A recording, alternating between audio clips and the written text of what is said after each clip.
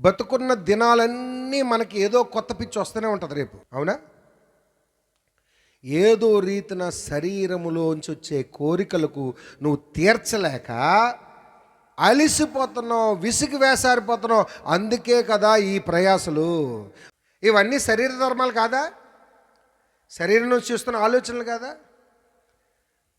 Christmas పూట పప్పలు తినేసి వెళ్ళిపోవడం కాదండి. జీవితానికి ఒక గమ్యం ఉండాలి. ఏంటంటే క్రీస్తు స్వరూపంలోకి మార్చబడడం ఎలా, అదే మన టార్గెట్. ప్రభువును ఊహించుకుంటున్నావేమో. ఆయన శిలువ మీద మరణించిన త్యాగాన్ని గుర్తు చేసుకో. ఇదిగో తీర్పు తీర్చుటకు ఆయన రెండవ రాకడ వస్తుండగా ఆయనను ఎదుర్కోవడానికి నిందారహితులుగా ముసుగులేని ముఖములే ఆయన వైపు తేల్చి చూడటానికి నీలో ఆయన ఆత్మశక్తి ఉందా? పరీక్షించుకో.